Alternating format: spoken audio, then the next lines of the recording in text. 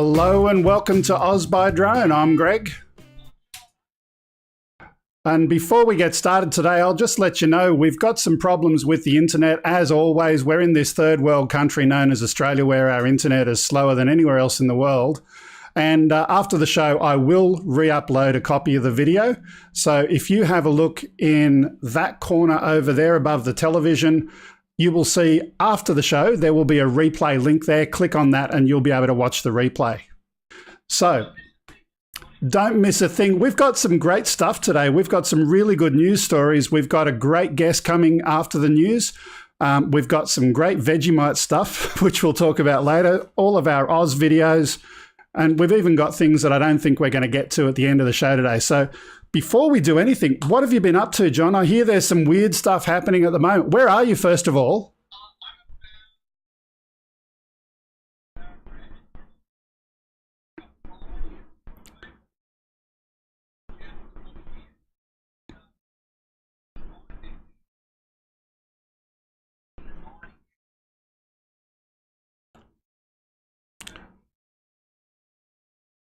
I'm just looking. We don't have audio coming up for John. Let me try that again.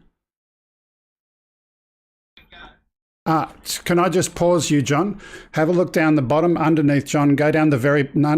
Go down the bottom. That one. There we go. Try again. Hello. Okay, let's restart that again. What's happening? Where are you? Well, I'm about 10 kilometres south of Kuhnert.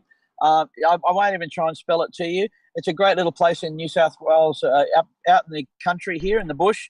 And I've been in Gunnedah the last 4 days doing the IMEX Expo, which is the Energy, Innovation and Mining. We've been demonstrating UAVs to councils, to mining people. And it's been a great time up here in the bush, flying around and giving them a look at what the technology does. Of course, the mining companies have got some aeroplanes already, but we've had a great time up here. It's been wonderful.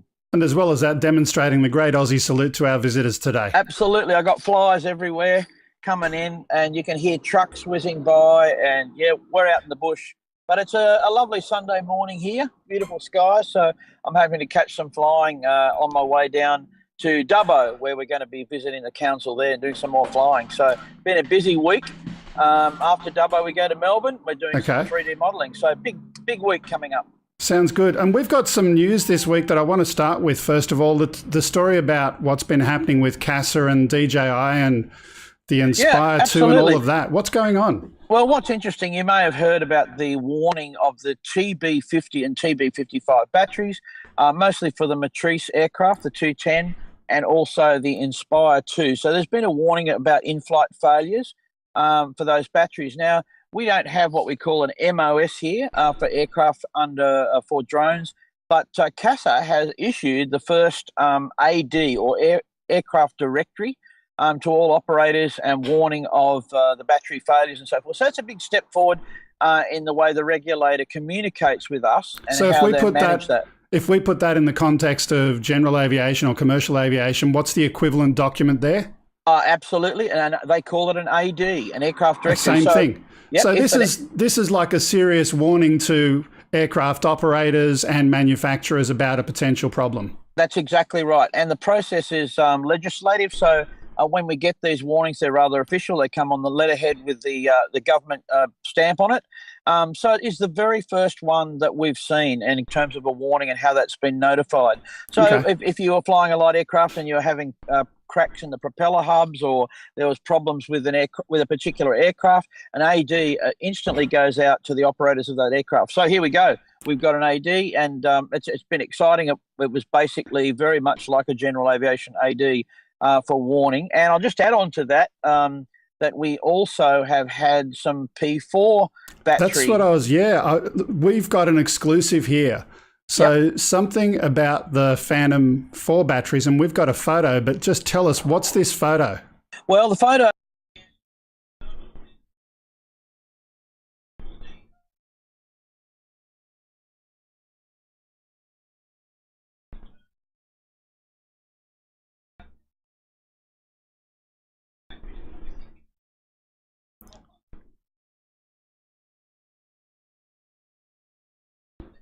just sheet copper, and they seem to show that type of arcing under the hotter conditions. So flying in sport mode, anything like that, where you're using high amperage on the aircraft, you want to check your battery because that's pretty much a throwaway device, throwaway situation. If you start getting that arcing, and the battery will fail. We've also noticed some swelling in the batteries as well. So in the last 2 weeks, we've got 3 batteries that we're looking at pretty closely, and we'll probably test them further to see if we can notify where it comes. We're going to be talking to DJI, but all the P4 drivers using that battery, be very careful. Have a good look at your terminals. Make sure that they look intact, and you won't have a problem, of course. Are these the high capacity ones or the standard ones? Both. We've seen it in both. Yep. So just the P4 battery generally. I don't think it relates to the capacity as such. And it definitely results from the current draw. And also we've noticed it happens in higher temperatures. So obviously the battery's getting hot, aircraft's getting hot, but in the high drone, you're getting that arcing across the copper terminals. Now, any engineer, an electronic engineer will tell you those should probably be circular pins, in fact, solid pins for that type of current draw. So, yeah, without going as far as saying it's a design flaw, it's pretty close. Yeah. Okay, look, that's interesting that we've got that exclusive, but before we do anything else, let's go and look at the news. Yep. And as always, I just want to thank Jeff Sills for putting our news information together. He does a great job with that every week. There's lots more. If you have a look in the description for the video, you can have a look at all of the rest of the news, but this is just our little highlight reel. So starting at the very beginning. Absolutely. We've got the Terminator. This is pretty exciting.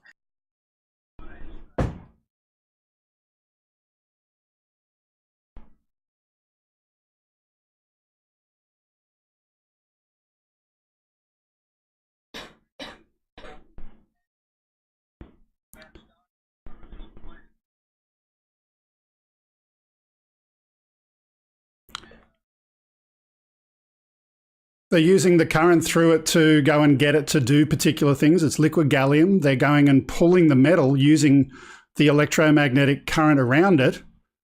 And in the example that you saw in that circle, effectively reinventing the wheel.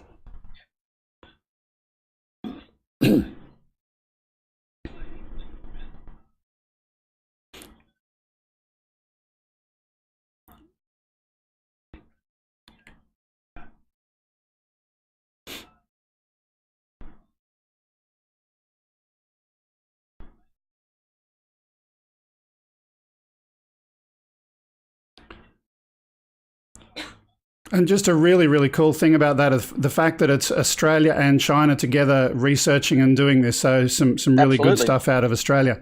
And our second story today, as I press that button, is... Okay. Now this is an interesting one. Oops, I pressed the wrong one. It's not Terminator. Yeah. There you go. Try that. There we go. This is a good one. And you roll the video here because...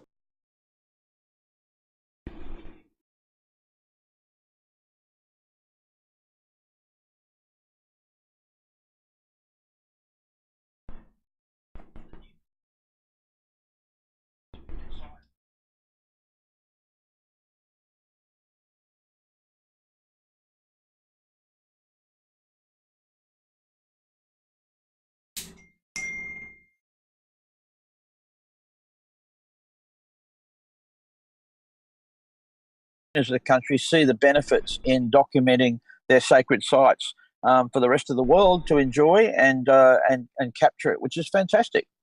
Okay, look, that's really cool. I'm hearing from one of my friends down there that John's audio is disappearing at times when we're switching shots. It's the opposite of what's happening with Ken's show, and it's actually Ken that let me know. So I'll get my producer to keep an eye on the levels when John's talking. Let's move on to our third story. So we're going to jail, and this is a request for a takeout. Unfortunately, though, they're not delivering food. No, not. 7 members of a gang which used drones to deliver around.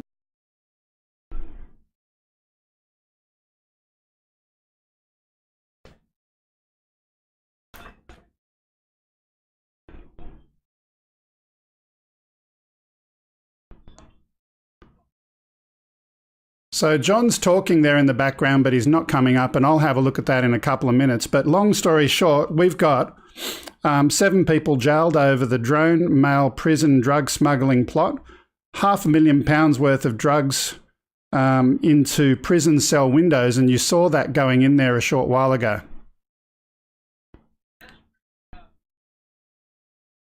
This sort of use of a technology is being expanded all the time. That's a big haul. £500,000. I suppose it's well over $1 million Australian. It would be easy $1 million US, I imagine, in 2 to 1. So that's big bucks. The current rate for jails in Australia is $2,000 a mobile phone and $600 for a pack of tobacco, I believe. But this is going to be something that they're going to have to mitigate against in the future, of course. But these guys are now in the jail, so they're hoping perhaps they can get deliveries that way. So let's see what happens. Yep. Okay, so I'm just going to give a quick instruction to my little offsider over here. It's the bottom layer shot that's not giving audio, and we'll have a look at that, see if we can fix that up. Anyway, moving right along, our next story of the day, we've got Drone Shield. And let's see if John's audio works this time. Let's put that up. Am I here? Testing 1, 2? You are? Let's put the picture up.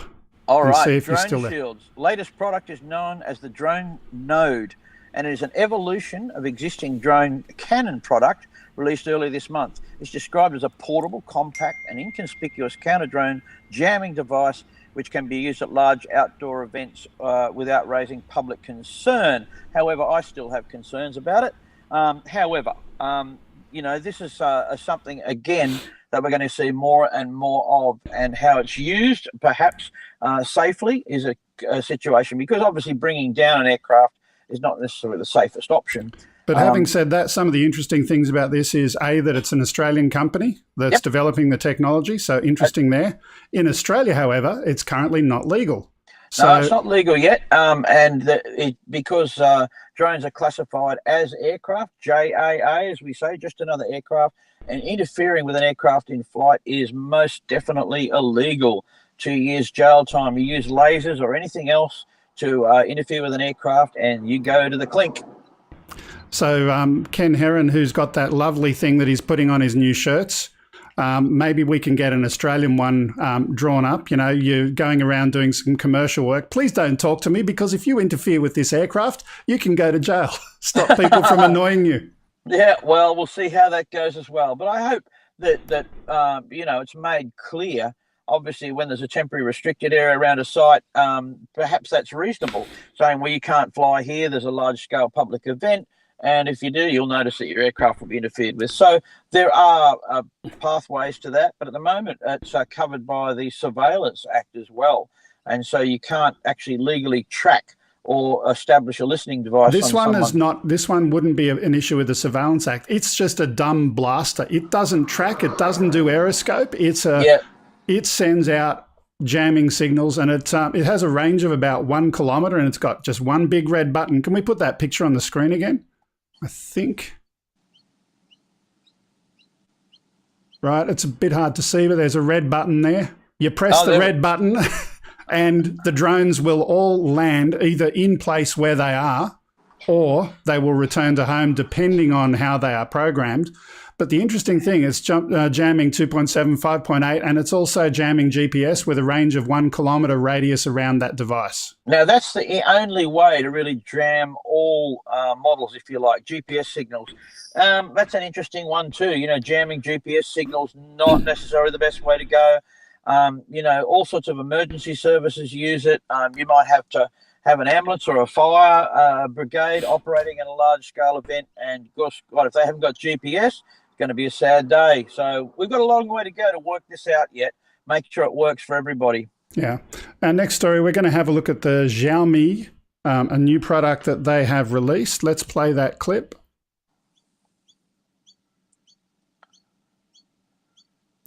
So this is a newer product in their line. We don't have any audio for the clip, but that's all good. The interesting thing about this drone, it's priced at $300 US, or less than 300. I believe it is 269.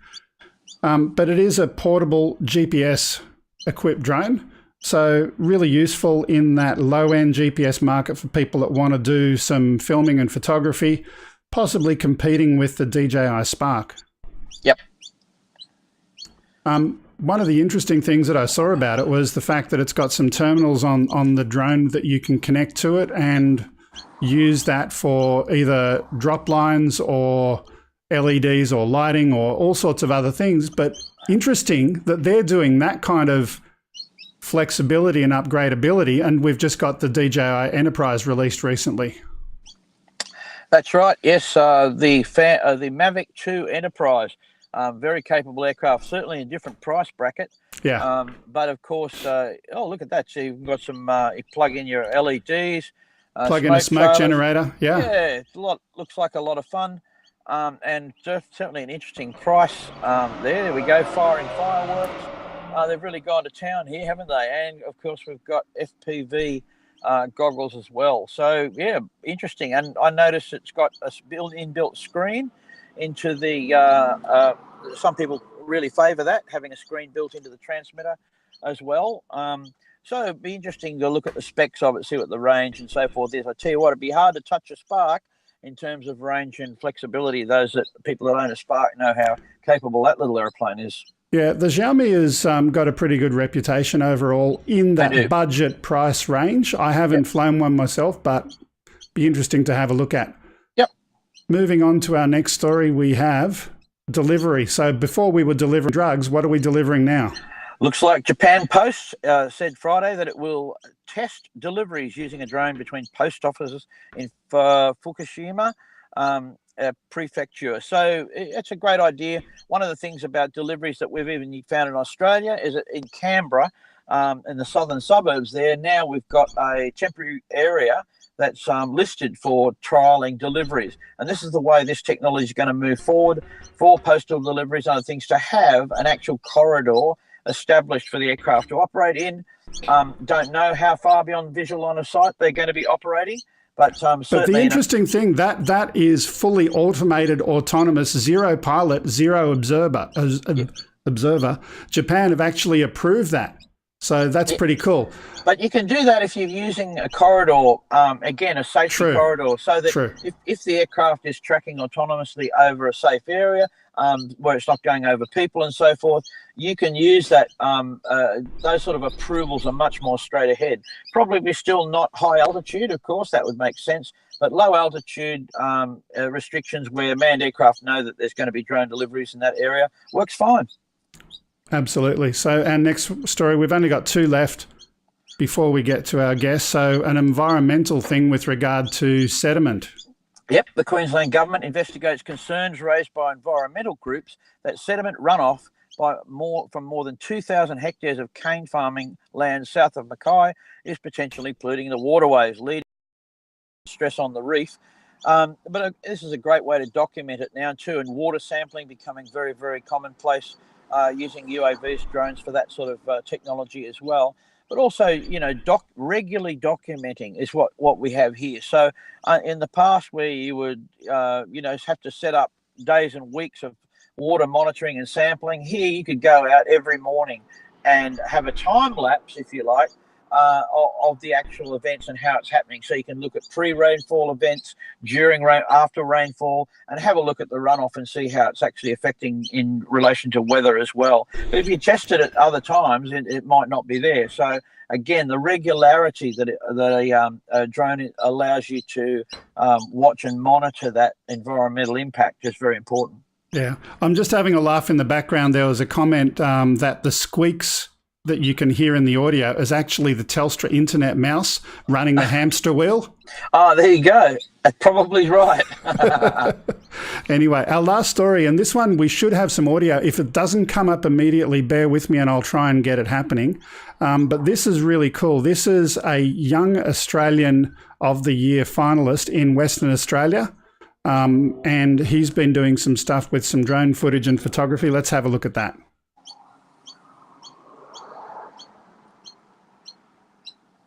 Wow.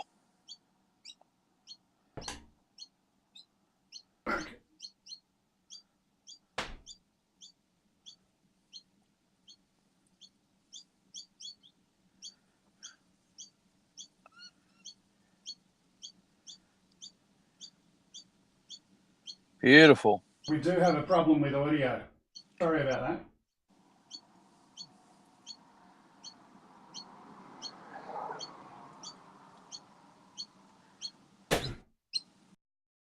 And I thought I'd fixed it, but that was not to be. The interesting thing about this particular video, A, it is gorgeous. B, the particular footage is filmed by someone who used to be very connected with the water, but unfortunately he had an accident and he's no longer able to go diving and so forth.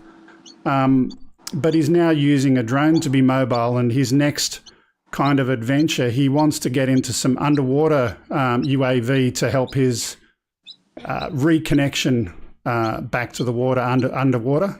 He used to go scuba diving, but we're actually having him come as a guest on the program in a couple of weeks' time, so that'll be really cool.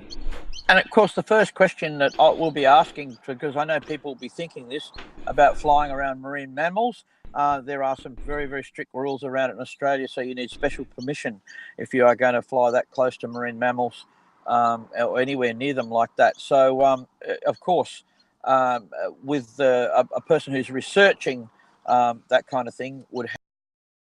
And just making an assumption here, I did speak to him on the phone. I didn't ask him that question, but certainly all of this footage has been published in Sydney Morning Herald and related publications. I would be very surprised if he could publish that without having the appropriate approvals in place. Absolutely. Yep.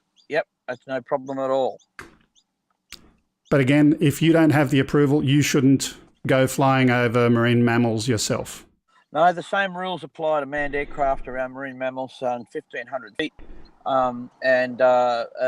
it both laterally and horizontally, depending on the actual state that you're flying in.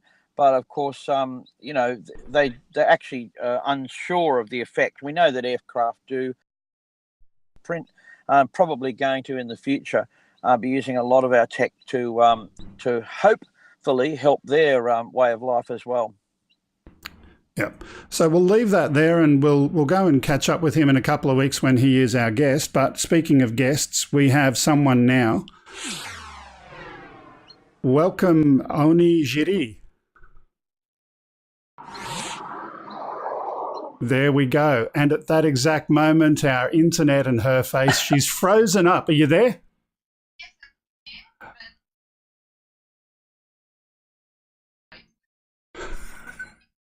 Okay, look, you reconnect and I'll have a chat to John. We'll talk a little bit more about what you've been doing. You come back in a couple of minutes. So, John, you've been flying out west and so forth. You've been obviously doing those council briefings. What have you done? Any other flying yourself? Not in the last couple of days. We've been pretty excited. Basically, getting some new tech going. We're looking at converting one of our larger fixed wings into a VTOL aircraft. So we've got robotic knee servos. This is a little tip. They're very, very affordable, but if you want to actually tilt fixed wing propellers up, you can buy quite cheaply a good servo, ball bearing servo, and just Google robotic knee servos, and we can there's some great mods to be had. And I can see our guest coming in the background. You should go back because her picture looks a lot better than mine. Let's change the shot of you there, Nolly. Hi. There she is. Hi. Welcome and thank you for joining. So you're currently, where are you physically in Australia at the moment? I'm in Melbourne at the moment. You're in Melbourne, okay. And you don't seem to have an Australian accent. No, I don't really have an Australian accent. Okay, so obviously you're traveling here. Your origins are from France, I gather? Yes, exactly. Okay, and what brought you to Australia? I came here after my studies. I needed a sort of break, and there's a visa called Working Holiday Visa that's available in Australia. Yeah. And I came here on holiday, but I wanted to be able to stay long enough to visit everything. So I wanted to be able to work as well. So I started working, saving money, and then traveled everywhere. And then I ended up staying. Okay. Okay. Now, based on the fact that you're on a show called Oz by Drone, you must like flying. Yes, I do.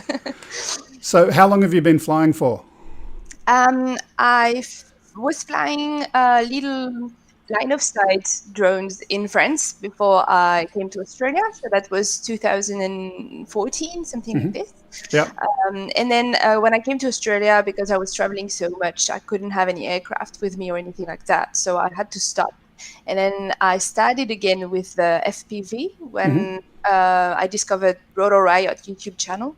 Yep. And it was in 2016, December 2016, I started. And only last year, I really started getting into drones and these kind of things. Okay. Yeah. Okay. So I've got a couple of videos that I wanted to share and chat about. Now, as I said before, we're having trouble with the audio, so we've got no audio on the videos today. At least we know we're not going to get any YouTube copyright strikes from these. So Okay. let's play the first one. So this is a video of you unboxing a drone. What was this? So it was more than a year ago. It was a drone that I from Steele Davis, who's Mr. Steele in the drone community, and he sent it to me. Can I have your mailing address? I'm sending you something. And he just wanted to support me because he liked what I was doing on YouTube and everything like that. And he said it would be... And you got the drone and already 2 minutes later, you're pulling it apart. Yes, because he told me to change the receiver in it, and I had to add some more options with my camera, change the antenna, this kind of things. Okay.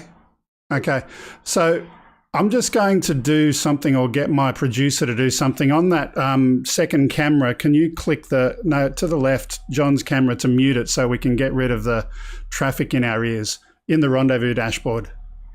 There's one of those buttons there. There we go. That's better. So, John, you're on mute at the moment, so we can still chat. That's better. So, and then you've been doing some FPV flying. Now, obviously, you said you were just flying with a non-FPV quad previously, flying line of sight, and you've transformed and you've changed and doing some pretty amazing things. Tell me about that process. So the little drone I was flying line of sight in France was like a micro drone. It was called a Ladybird. It's very, very small drone and very unstable. It has nothing to do with the drones we have now in freestyle and racing. But I started with a 5-inch carbon frame, the standard freestyle frame. And I had my screen, so no goggles when I started, so I could still see my quad line of sight, which was very handy to like land and take off, because it's easier, line of sight when you start.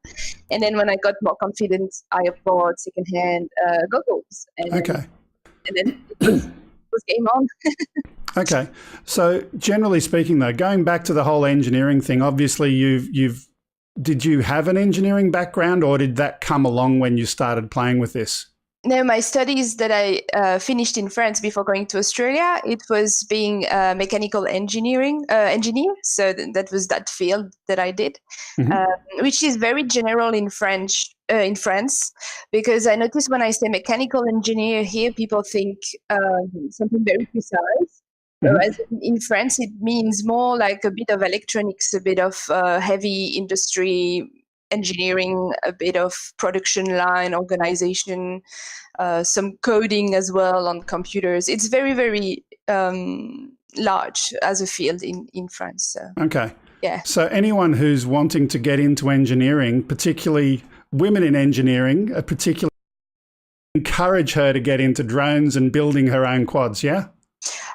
Yeah, I think it at least it's not exactly the same thing. Well, I don't know about Australia engineering programs and these kind of things, but I think it helps being more familiar with technique, because it's easy to learn theory, but drones brings you like the real thing. You have to build things. You have to use computers, softwares, tune your quad, all these kind of things. That's more, it's the real thing. It's not only theory.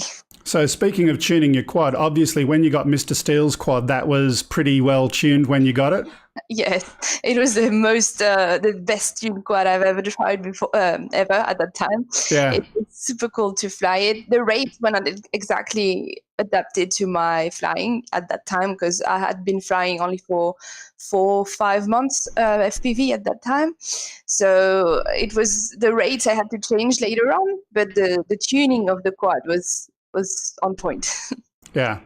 Okay. And we've got one more video, and just this one I wanted to throw up just for a little bit of fun. Yes. Everyone loves to see crashes, and this is 6 months worth of your crashes. And the reason I see this as interesting, we had a guest on a few weeks back.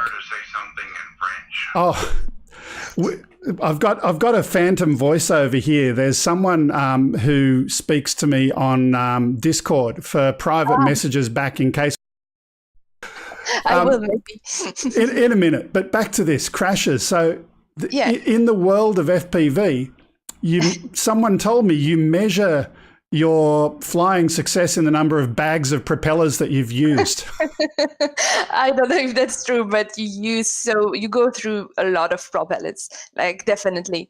In racing, maybe a bit less, because racing you can use more damaged props. It doesn't matter if you're training, but freestyle, if you use any session as a potential footage you're gonna put online, you need good props. Otherwise, the footage will look a bit like, shaky or not clear enough.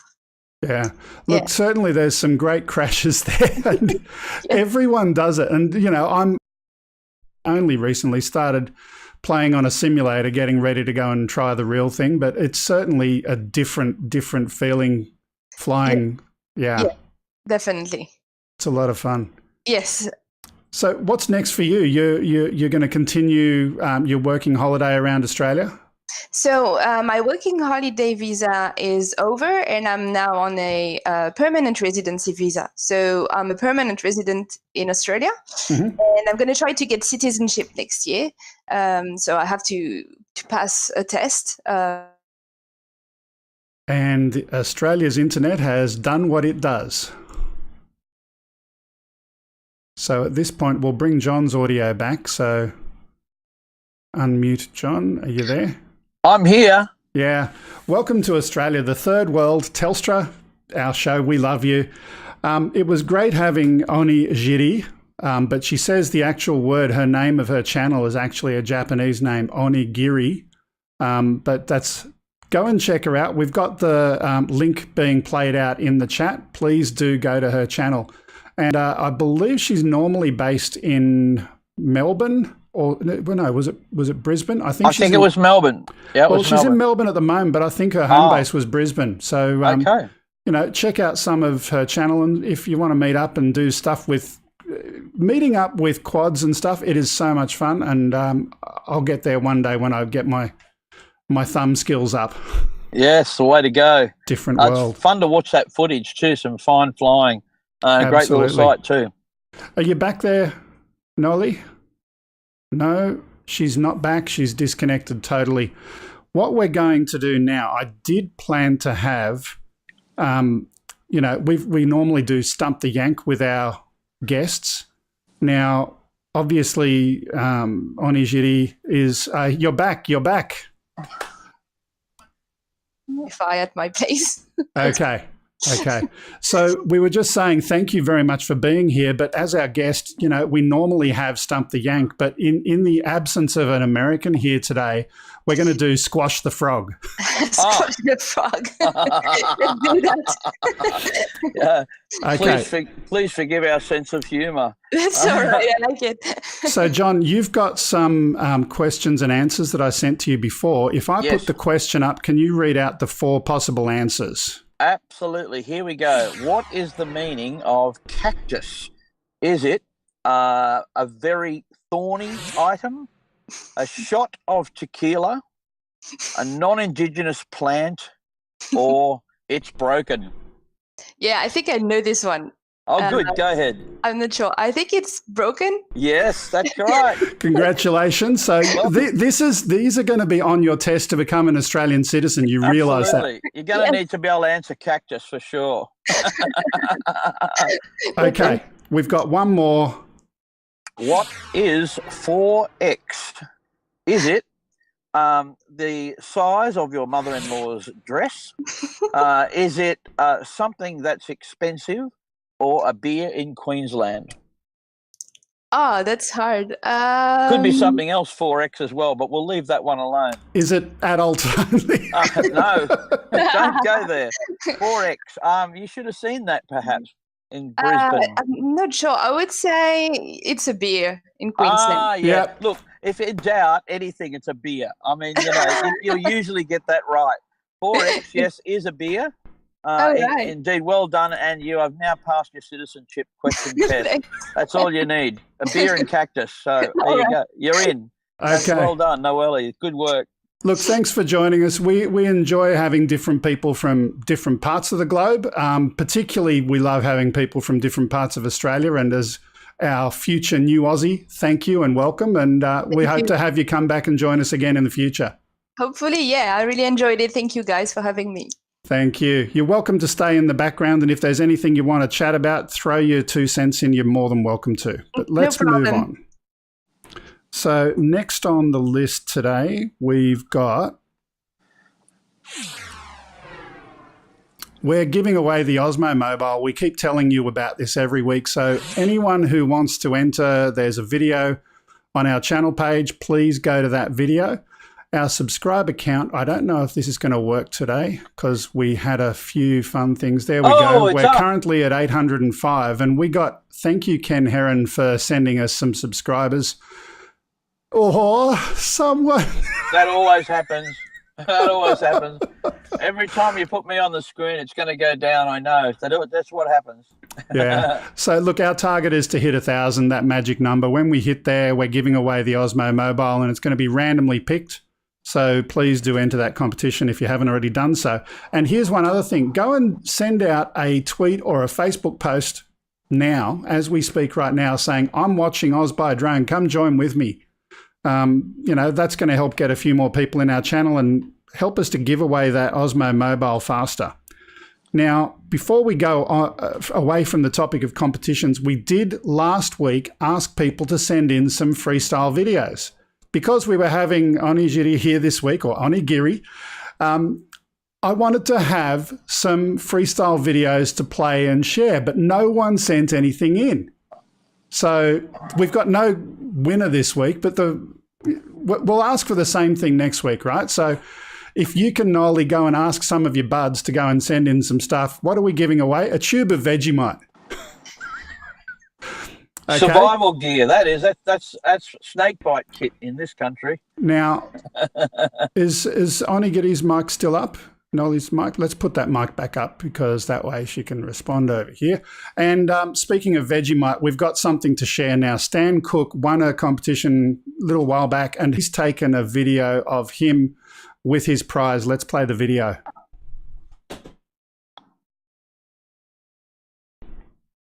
Now, the audio is not there, and this would have been much better with the audio. You've just got to imagine, and this is going to be really bad, actually, come to think of it. I tell you what, this is Stan.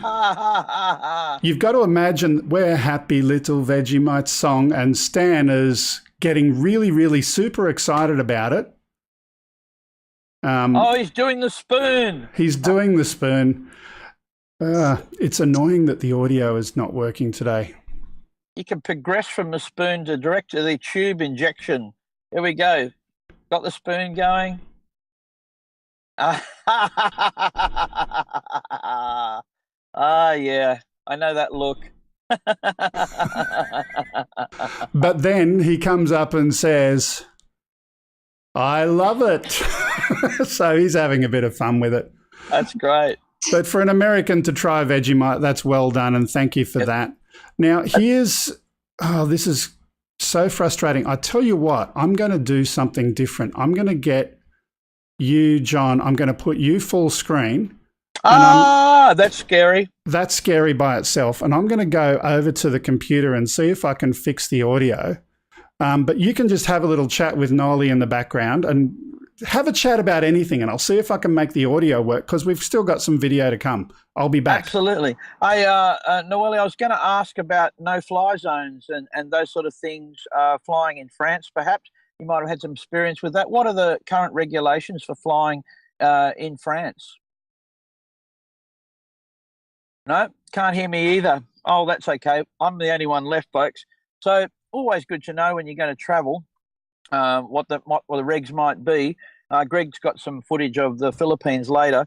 I might jump forward to one of our other topics just so we can keep the time rolling. We've got the new Mavic 2 Enterprise came out this week. I don't know if anyone's had a look at that. I'm sure we've got some video of it. It's pretty exciting. It's basically the Mavic 2 with the zoom camera on it, but it's also got a way of attaching various things to the top of the aircraft. So you can have spotlights, you can have a speaker, all sorts of fantastic little things. It looks really good. So I'm back, John. Let's do this. You are. I had no luck with the audio today. It's one of those days. So what we are going to do, we do indeed have some stuff about DJI. So we've got a feature segment on DJI. Let's get into that right now. And we've got 3 sections. The first one is talking about building a wall, so to speak. Now, you know, in America, they're building a wall across borders. We're talking about building a wall in front of no-fly zones. Now, they've previously had their geo system, but DJI have updated their geo system.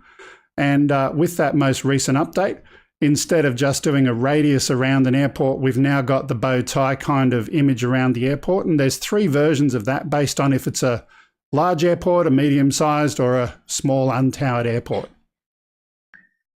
Yes, these guidelines have come from ICAO, the International Civil Aviation Organization, and all of the member countries, of which there are 155, I believe, try to subscribe to the same idea.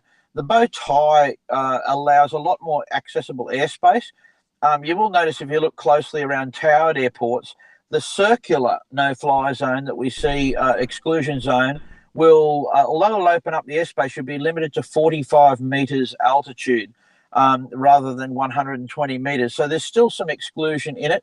The bow tie area, of course, is the actual no-fly zone where in DJI aircraft they won't arm. And, you know, the debate will always rage on. I'm not necessarily a big fan of it because I think the technology is not quite mature enough yet to implement in terms of an enforcement. That's another subject. But looking just at the diagrams themselves in terms of bow tie, it does signal good news for accessible airspace if you live inside, perhaps your backyard is inside the 3 nautical mile, 5.5 kilometre area where you'd be able to fly at your house up to 45 metres. And towered airports too. Non-controlled airports here, we're looking at a bow tie without the circular exclusion zone as well. And currently in this country, the only rule is if you're aware of a manned aircraft around a non-controlled airport, you must land or not take off. So that's where we're at. DJI constantly trying to keep pace with no-fly zones and working a balance between their customers and the regulators. And that's what they're juggling here, both those balls in the air at once and getting it right so their customers are happy. Their operators are happy, the commercial operators are happy using their aircraft, but also the regulators see DJI to being active in terms of compliance. I'll just say that I am a fan of the concept, but not the implementation. Yeah. The control of approving or not approving needs to be in the hands of the regulator or air services, one or the other, don't care how that gets done, not in control of a third-party country that's got no place being a policeman in our country. Agreed. So let's see how that rolls out, and it'll be interesting to keep watching that as they further get on with that. All right, next one. So next topic is hacking and the Mavic 2. So people might be aware of a group called No Limit Drones. No Limit Drones have put together an application to replace the DJI Assistant, but also doing other tweaks and mods to your DJI aircraft than what the manufacturer might like. For example, disabling no-fly zones. Now, we do encourage people to fly safely, but this kind of gets away from the annoyance, the way the system has been implemented. But what is interesting, the team have actually gone and said, okay, the Mavic 2, they've implemented it slightly differently. They've got something new called Trust Zone, which is an ARM CPU thing inside there, and it's a lot more hardened. So basically, the manufacturer of the Trust Zone system, unlike DJI, they actually pay for fixing bugs. Oh, right. Right? So those vulnerabilities get fixed as soon as they are found. The fact that DJI is using it does make it more secure. But here's the interesting but. So there's a team of people that have got some serious dollars together from the registration fees of that application. So No Limit Drones, all of that money's gone into a pool. And the people who are reverse engineering are actually getting boards and pieces and components that they can use to crack the aircraft. So two things. One, if you want to support that, please do go to the No Limit Drones website. Link is in the description. And register a copy for yourself.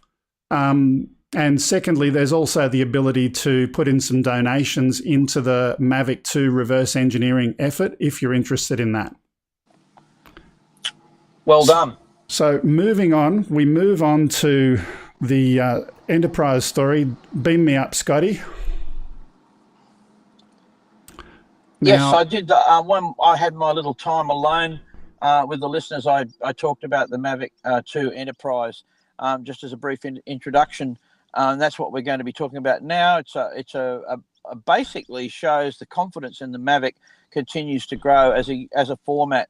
Then I think that people now are debating whether it really is the end of the Phantom. We're seeing the Mavic being pushed so hard in terms of what's available in its technology. You can see some of the things there. There's spotlights coming on the aircraft. You can have a speaker so that you can actually, and we're going to see all sorts of things, extra camera, infrared, you name it. Lots and lots of things that, and the Mavic 2 Enterprise with the OcuSync 2 has some really, really strong features. And we're more so than the portability of the aircraft. I think that it's, first of all, it's, around still under 800 grams. So in terms of risk, it's a low risk, lightweight machine, very much so in the excluded category. But also in terms of its flight time and its reliability, I think it's a very, very strong aircraft. Martin, one of the pilots that flies with us, has just received his Mavic 2 with a Hasselblad camera, and he's telling us great stories about that. I think if you roll back to when the Mavic first came out, the Mavic Pro, the thing that surprised most people was just the actual build quality of this thing. And I went on record as saying I didn't think DJI built it. I think that they actually bought it from another designer.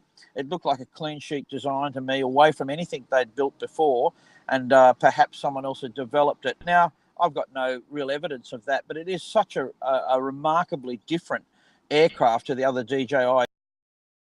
So the DJI Enterprise, the Mavic 2 Enterprise, an absolutely incredible piece of tech, and very much something that will see lots of commercial use. Let me throw the Dorothy Dixer up. So you've got the Mavic 2 and you've got the Mavic Enterprise. There's two versions of the Mavic 2 to start with. We've got one with a 20 So let's play with the zoom because it's the closest camera to the Enterprise. So that's correction. And zoom. And look, it's I believe it's a 2 times optical zoom and a 3 times digital zoom. With the controls there, very easy on your thumb to zoom in. Now, that's not a remarkable zoom. Of course, on your Matrice, you've got a 30 times optical zoom. Let me tell you, that's a beautiful piece of kit, but certainly a lot heavier. And a lot more expensive in terms of the aircraft, and I wouldn't be wanting having a Matrice at the moment or an Inspire 2. But again, the interchangeable camera. My one question about the Enterprise was the interchangeability of the camera. We can put all these lights and speakers on top. Why couldn't we make the camera interchangeable so we could go from the Hasselblad camera to the zoom camera and perhaps a camera in the future? There's an interesting question. Assuming if you have a look at the Mavic 2 Pro and the fact that it is advertised to be manufacturer interchangeable and that there are already people doing it themselves, yes, I would say that this would be possible with the Enterprise as well. That's a stretch in terms of the way the camera connects. One of the things about a removable camera is the sophistication of the gimbal device and how it's attached. Now, those that have an Inspire know just how this works and how it clips on, and what the really needs some robust connections there if you're going to change a camera. And that's why DJI have avoided it. Even in the Phantom 5 suggested tech, we've got interchangeable lenses, which is very easy, but pulling cameras on and off is a big deal in terms of the tech and how it works.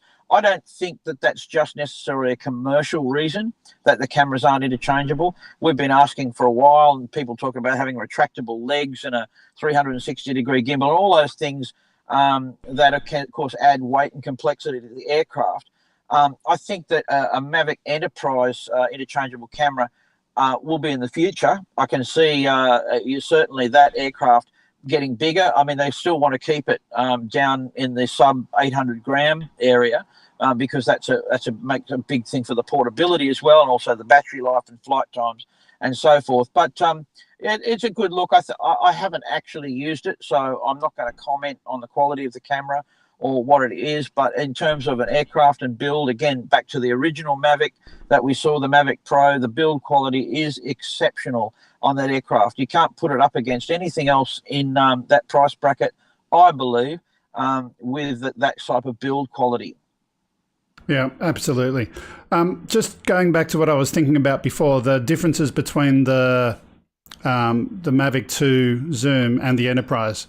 The attachable bits, number one, right? And I believe they come with it. Number two, the geotagging of the photos, I believe, is different and superior in the way that it's being done. Yep, that might be a function of OcuSync 2. Now, here's a little bit of tech for you that we think is interesting because, on a sideline, the RTK version of the Phantom 4 has come out. If we were able to, and this is a software stretch as well, if you are able to have received course-corrected GPS data to your receiver and you stood in one place, you could actually improve the GPS accuracy of the aeroplane and using the controller as a pseudo base station and transmitting that data to the aircraft. So it's a little bit of a stretch in the tech, but of course now that they've got the Phantom 4 RTK, I don't think you're going to see it on the smaller quads anytime soon. But again, look for that in the future. At the moment, if you want to have a Phantom 4 RTK, you've got to buy a $6,500 base station, and the aircraft will cost you $8,500. That's a sort of very high-end survey aircraft. But without doing survey or even acknowledging the advantage of doing survey, course-corrected GPS data is centimetric accurate.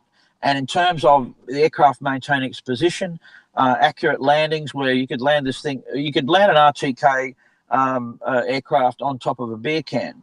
That's the kind of accuracy. Perhaps that's an exaggeration somewhat, but oh, sorry, there was that was home calling, ET.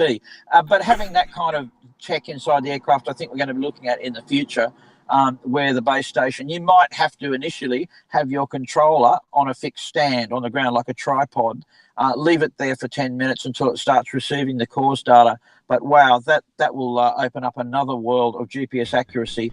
Remembering that GPS was never really designed for centimetric accuracy at all. It's a much more loose, if you like, positioning that we're using for now. So the tagging, I think one of the other strong things about the Mavic Enterprise is the OcuSync 2 that DJI have developed. That is a very, very good telemetry link, C2 link for the aircraft as well. OcuSync 2, very, very strong. I'm just trying to search for it, but I know that there was a comment in the chat just now. I thought existing DJI equipment was already geotagged. Yes, it is, and I can't remember what specifically was different to the way that happens in the Enterprise, but I did read that there was a variation there.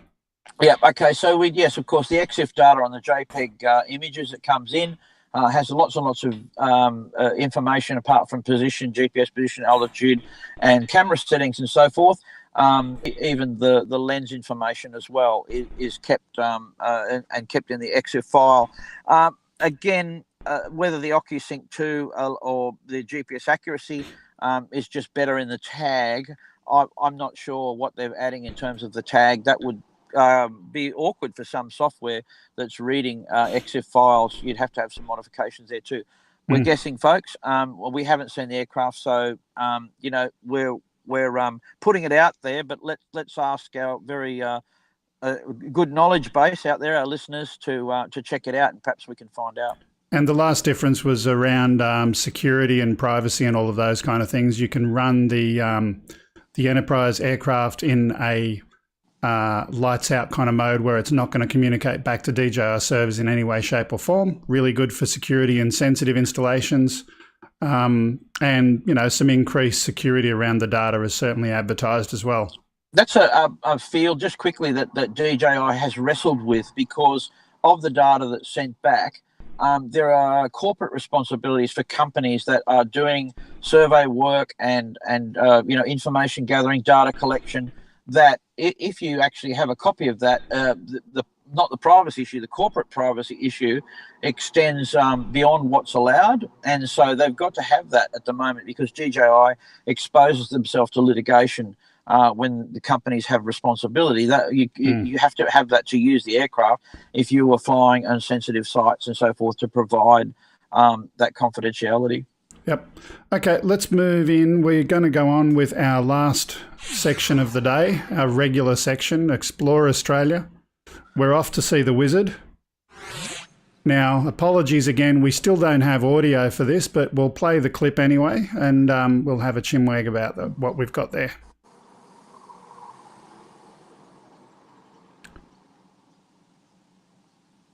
So let me get my notes. Having been distracted by the audio before, the first one is Lono. Car racing game. It's almost surreal in terms of the level of flying skill here, and the setup's just great stuff. Drifting cars. So this is filmed in Tasmania, and indeed it is drifting. This is filmed at Simmons Plains for the DCA Tasmanian Matsuri. Filmed by Lono FPV. This raceway is a motor racing circuit in Australia located about 30 kilometres south of Launceston, Tasmania. Awesome.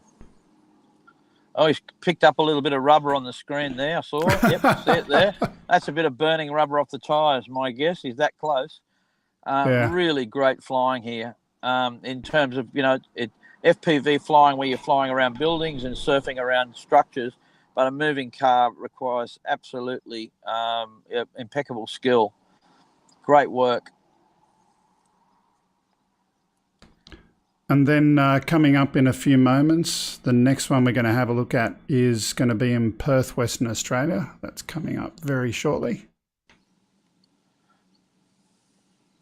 Normally I'd hear the sound. There we go. There's a magic sound telling you that it's going to the next clip. This is Carlos filmed this. Bells Rapids drone FPV in Perth, Western Australia. It's a 2.5 kilometre loop walk at Bells Rapids, known for being one of the best vantage points in the Swan River. Yeah. Beautiful, beautiful location. Man, if you lose that quad, it's going to get wet, let me tell you. Again, you're not collecting the pieces there. That's good work. Yeah. Under the bridge, and of course flying around water FPV. One of the more difficult challenges of flying over water FPV is in particularly still water, is the judging your altitude. It is so hard. Water. Very, very difficult to tell your height, and obviously here with a good background of the rocks and structures makes it a lot easier. But when you're flying out over open water, the altitude's a real tough one to nail. Mm. You can tell when you got it wrong anyway, because you start seeing fish. Yeah. Some beautiful Australian. After this, I'll get you to put your camera out the window and show us around where you are today in a couple of minutes as well.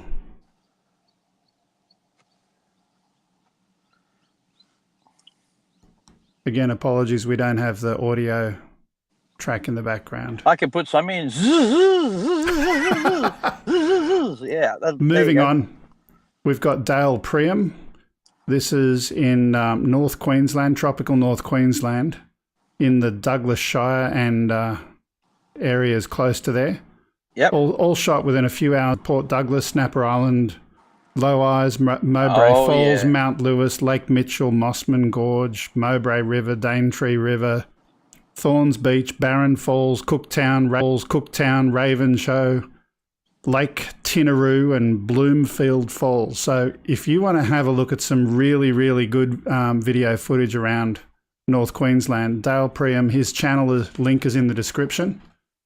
Do go and check that out. There's lots and lots of really good footage there to have a look at.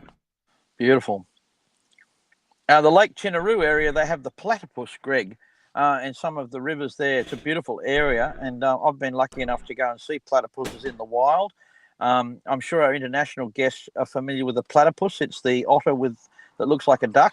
It's got a duck bill and webbed feet. One of the more unusual creatures that in the world. In fact, as a species, they're quite shy, but in the wild, they're quite amazing to see. Love the sun flare. Yep. There we go. The golden hour.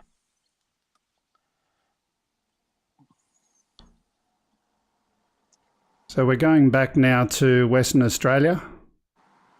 This one's filmed by Top Down Approach. Yep. First, southern, or maybe I'd be guessing, but help me with that. Is it the southern coast? Oh, no. Here we go. This would be the north. He says, first drone project filmed while travelling up the west coast of Australia in August 2018 in a camper. Don't have much other detail about the exact locations, but again, every time I look at this every week, we've got our footage shot from all around Australia, and we've got a great country. You've got crocodiles up in this area. And you can usually spot them with your aircraft sunbaking on the bank at first, but most definitely in the streams and rivers up there, you get some pretty big crocs. So, Ken, make sure you bring your croc protection when you come to Australia if you're going to be around there. Be nice to see some footage of wild crocodiles. We did have one that I was going to show one week, but unfortunately I couldn't get the rights to use that one. You put the bite on it. Yeah. And then in a couple of minutes, we've got our friend Ferg Taz, who we seem to use a lot of his material on a regular basis. Tip for our people sending in. If you ever get a chance like that, that was a great shot, a selfie with a wind away, maybe and your footage, you could think about that because there. So think about that, folks. If you're out and creating this kind of stuff, throw in one of those with a zoom out, perhaps, and it's always interesting from a flyer's point of view, perhaps where you were standing, where you shot it from when you're shooting some of these shots, particularly the remote ones, perched on a rock, perhaps, or somewhere sitting next to the car. Always fun. Oh, look at that. And in a couple of minutes, we've got the Ovation of the Seas visiting Hobart as our last video of the day. So this one's from Ferg Taz, one of our regulars. Now, this one's a special one just for my parents because they absolutely love cruising. They seem to be going on boats more than they're staying at home. Why not? Great idea. The Ovation of the Seas, it's a cruise ship operating for Royal Caribbean International. This vessel is the third in the Quantum class, which is bigger than their previous Freedom class ships by over 14,000 tonnes, becoming the second largest class of passenger ships behind the Oasis class. Sails mainly from Tianjin during the northern summer season and repositions to Sydney during the southern summer season.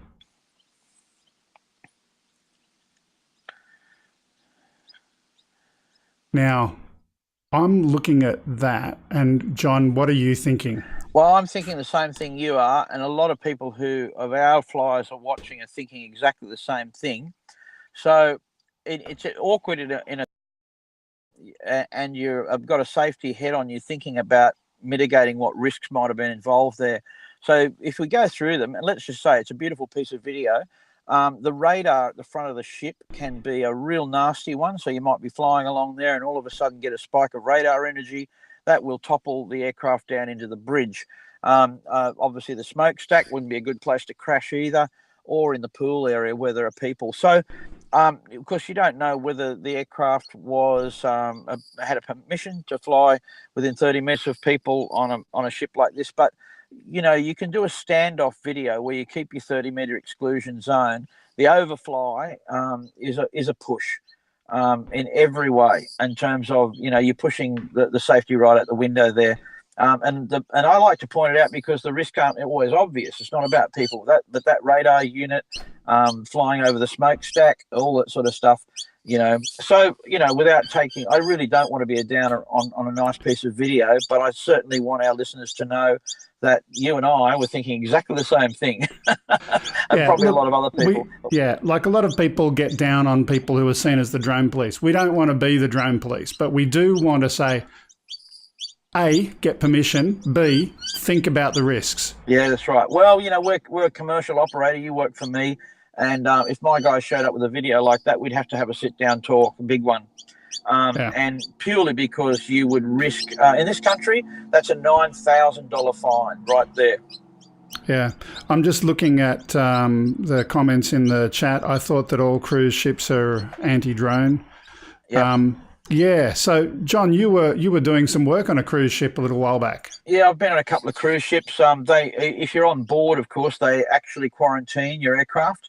So you're allowed to take it, but when you check in, they'll quarantine it. And if you go and have a fly, want to have a fly at one of the destinations, you can have it out of quarantine and get it for the flying, perhaps on an island somewhere if it's allowed.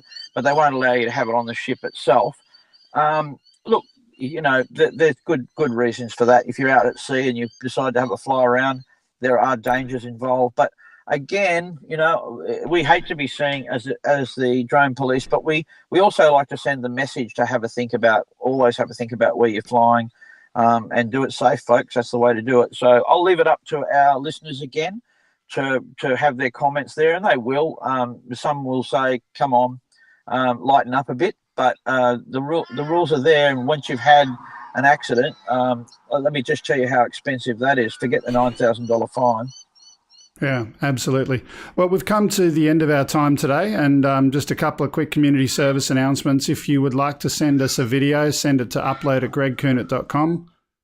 We would definitely love to have a look at some of your footage.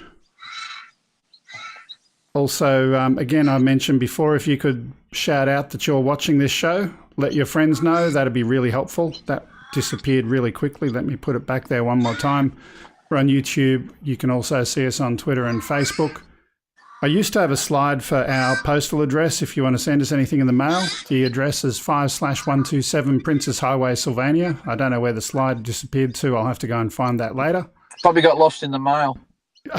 Boom tish. Oh, John. I got 1 million of them.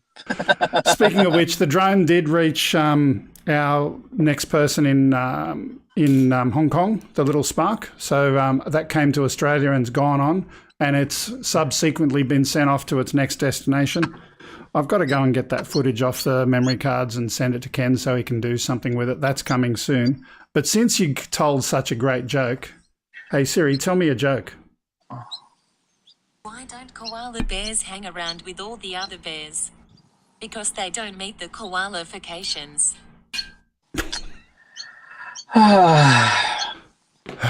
Siri's taken a big dive. Yeah.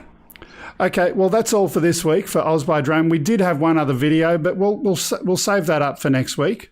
And thank you for watching. Thank you for subscribing. Please do chuck a like on the video if you like us. If you don't, press the thumbs down. We don't mind if you tell us, but only if you really don't like it. Please do subscribe, click the bell, and we'll see you next time. Bye for now. Okay, see you, folks. Bye for now.